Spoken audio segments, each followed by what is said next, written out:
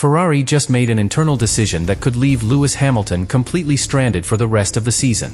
Why is the most legendary team in F1 refusing to give their 7-time world champion the upgrades he needs while his teammate gets full factory support? Today, we reveal the shocking announcement inside Maranello, how Brazil exposed the internal shift, and why this could be Hamilton's most difficult fight yet not on the track, but inside the team. Because after this decision, Hamilton may no longer be Ferrari's future. He might already be part of its past. Lewis Hamilton arrived at Ferrari with one goal: to build something historic. Not just to drive fast, but to elevate the most iconic team in motorsport back to the front. But after the Brazilian Grand Prix, something changed. Behind the scenes in Maranello, a decision was made that could redefine Hamilton's role inside the team. Quiet, internal, unspoken publicly. But it sent a message louder than any press release: Hamilton's car is no longer the priority. That decision came in the form of a directive from Ferrari's technical leadership. From now until the end of the season, only Charles Leclerc would receive the remaining upgrades.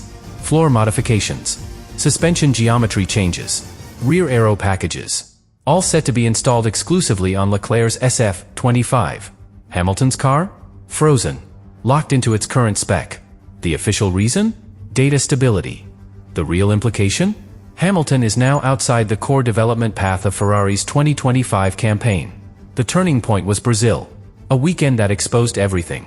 On Friday, Hamilton struggled with rear-end instability. Tires never reached the correct thermal window. The balance was off from the outlap. While Leclerc advanced into the top 3 on the grid, Hamilton barely made it out of Q1. He qualified 13th not because of driver error, but because the car never switched on. And no updates came. No setup correction. Just a quiet acceptance of the result. Sunday was even worse. Hamilton made contact on lap 1. His floor suffered damage. The car lost more than 30 points of aerodynamic load. Rear grip collapsed. Downforce disappeared. By lap 37, he was told to retire the car not because of a critical failure, but because there was nothing left to fight for. And still, he didn't complain. He spoke with class. Praised the team. But inside the paddock, everyone could feel it. Hamilton wasn't just losing races. He was being left behind. The most painful part? The silence. No one at Ferrari defended his performance. No one explained why Leclerc received the floor upgrade and he didn't. No internal statement was made to assure the garage that both drivers would receive equal support.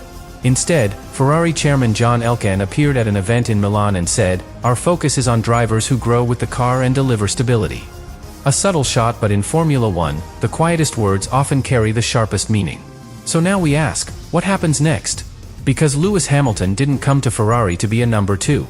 He came to lead, to elevate, to win. And right now, the team that promised him a future is quietly treating him like a placeholder. And the man who once conquered Formula One against the odds may now be facing a very different battle. Not with rivals, but with the people wearing the same uniform. At a glance, qualifying in Brazil looked like a rare off day for Lewis Hamilton. But the data says otherwise. In Friday's short qualifying session, Hamilton finished 13th over 6/10 behind his teammate Charles Leclerc, who locked in 3rd on the grid. No traffic. No mistakes. Just raw pace. And in Formula One, when 2 cars are built in the same factory, that kind of gap demands a deeper explanation. Telemetry revealed a simple but devastating flaw. Hamilton's rear tires were not reaching the correct temperature before the start of his push lap. Specifically, they were running 4 to 5 degrees Celsius colder than Leclerc's across the outlap. That difference might sound small, but it completely changes how the car behaves. Cold rears mean less grip at turn-in, instability under throttle, and an inability to rotate through medium-speed corners, all of which are critical at Interlagos. Sector 2 exposed it brutally. Hamilton lost time through turns 8, 9, and 10, all areas that require confident rear-end rotation and throttle control. Onboard footage showed visible corrections on corner exit. The car was fighting him, not the other way around. In contrast, Leclerc's car looked planted, stable, and responsive, precisely the traits that come from tires prepped in a more optimized window. The imbalance was not in the driver. It was in the setup philosophy. But Ferrari didn't adjust it. The team ran both drivers on different tire warm-up procedures, and when Hamilton's side of the garage flagged the issue, nothing changed. Instead, the team opted to gather comparative data. That phrase is quickly becoming the most dangerous term in Hamilton's Ferrari career. Because it implies one driver is there to compete, and the other to test. Race day confirmed everything. Lap 1, Hamilton made minor contact with Sainz and Colapinto.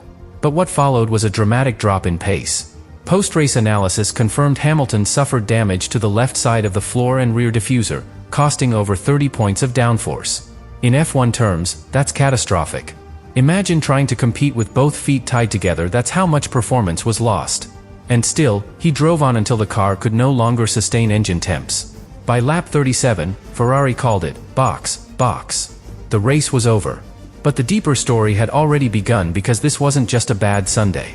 It was a weekend where data, tire prep, floor damage, and internal team silence all pointed to one conclusion: Hamilton's car is not being treated as a priority anymore. The deeper you look inside Ferrari's post-Brazil engineering reports, the clearer the picture becomes. This wasn't a one-off. This wasn't a misstep.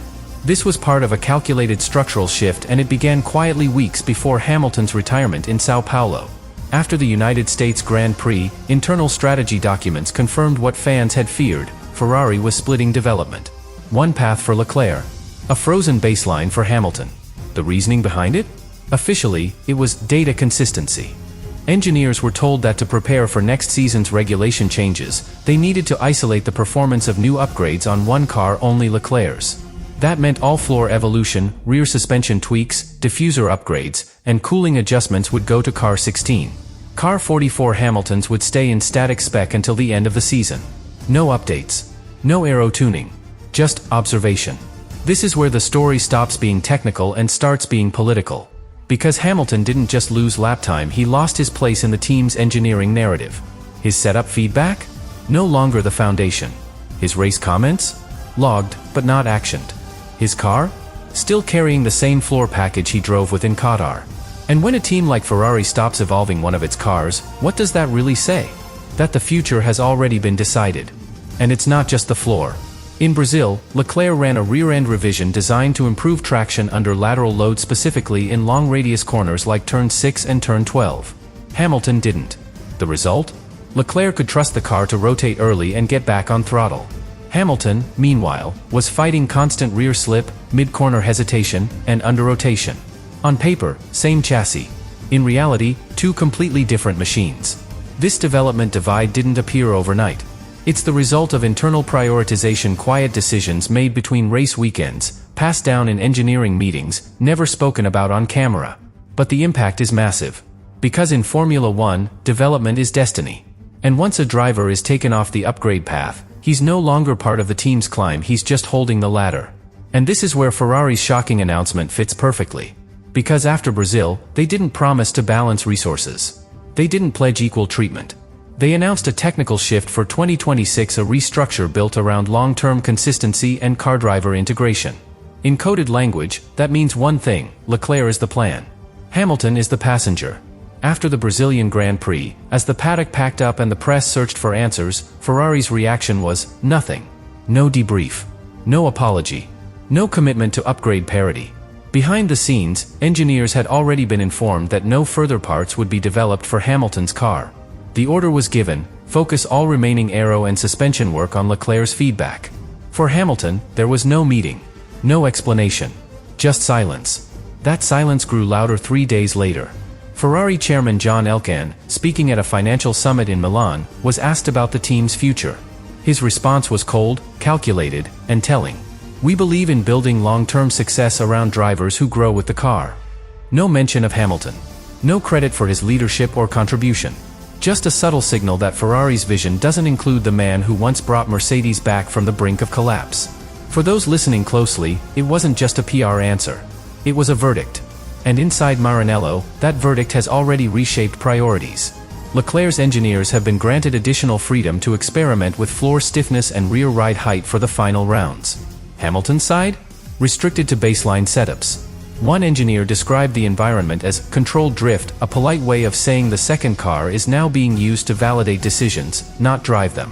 In plain terms, Hamilton is no longer racing for Ferrari. He's racing for data. Yet through all of this, Hamilton remains composed. No public criticism. No fiery interviews. No veiled shots at the team. But those close to him say the silence hides something deeper. He's been here before. In 2016, when politics pulled the strings. In 2021, when the rules changed mid-race. And every time, he responded the same way, with steel in his eyes and a refusal to let the system break him. Because for Hamilton, this isn't about ego. It's about legacy. He knows what's happening. The freezing out, the media games, the coded language, and he knows exactly what it means. But he also knows who he is: the most successful driver in the sport's history. And when you try to push a man like that into the shadows, you don't weaken him. You provoke him.